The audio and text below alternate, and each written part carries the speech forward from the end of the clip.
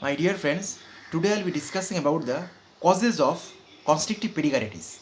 Now, constrictive pericarditis means because of thickening or fibrosis or hardening of the pericardium, there is constriction of the diastolic expansion of heart. So, is such type of pericarditis or one of the complication of chronic pericarditis which leads to thickening or fibrosis of pericardium ultimately leads to diastolic heart failure. So, constrictive pericarditis may be because of various causes, and it is one of the important curable risk factor for heart failure, especially diastolic heart failure. So, knowledge of the various causes of constrictive pericarditis is very much important, as we can treat it or by removing the risk factors or treating the risk factors or causes, we can ultimately help in treatment of the or prevent the complication of constrictive pericarditis. So, what are the various risk factors and causes we will discuss today. So, what are the causes or etiology of constrictive pericarditis? Now, most common cause is idiopathic, that is, the reason is not known or of unknown cause. So, idiopathic reason or idiopathic cause is the most common etiology of constrictive pericarditis, and it may be because of viral infection or post-viral infection. Beside, following a CT-based surgery or heart surgery, there is increased risk of constrictive pericarditis.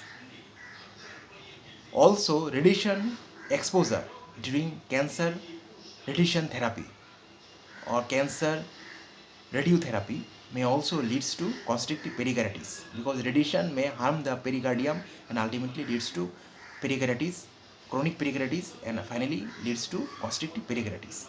So there are 2-3 important causes. Out of them, most common is the idiopathic, which may be post viral reason.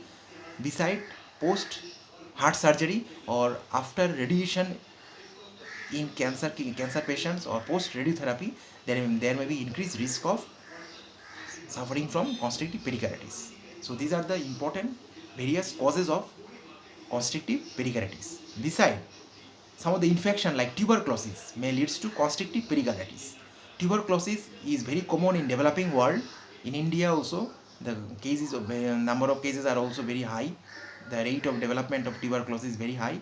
It involves a systemic organs, and multiple organs it can involve, and tuberculosis may also cause pericarditis, and it may lead to pericardial calcification, and it finally can complicate to constrictive pericarditis. So tuberculosis may be one of the important bacterial infection that can lead to constrictive pericarditis.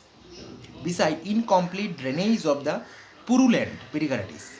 Now, all of you know pericarditis means inflammation of pericardium, and when there is inflammation, there will be accumulation of pus, but in the pericardial space. But sometimes, if the pus is not removed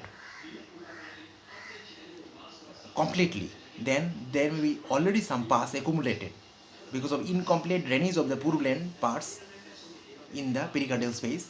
This pus may remain in the pericardial space because of incomplete removal, and this pus may ultimately causes chronic inflammation leading to chronic pericarditis, and finally it may leads to constrictive pericarditis, that is fibrosis of pericardium. So incomplete drainage of the purulent pus may leads to chronic pericarditis, which may complicate into constrictive pericarditis. Besides, fungal and parasitic infection can also lead to constrictive pericarditis. Fungal infection like candidal infection, Candida albicans, it is common in diabetics, it is common in HIV patients. And beside histoplasmosis, there is another fungal infection that can complicate to constrictive pericarditis. Beside, viral infection is also another important risk factor. Post viral infection, if it remains persistent for a long time, may also leads to constrictive pericarditis. Beside, chronic pericarditis may also be caused because of chronic pericarditis may also complicate to constrictive pericarditis. Beside, following a myocardial infarction, that is following myocardial infarction or following a heart attack, constrictive pericarditis may also lead to. So post heart surgery or after heart attack, constrictive pericarditis may be caused, or heart surgery or myocardial infarction can be important causes of constrictive pericarditis. Beside pulmonary asbestosis, so it's a occupational health hazard. Pulmonary asbestosis or involvement of the lung because of asbestos, those person who are working in the asbestos industries, they may get this pulmonary asbestosis, and it also can leads to constrictive pericarditis in long run.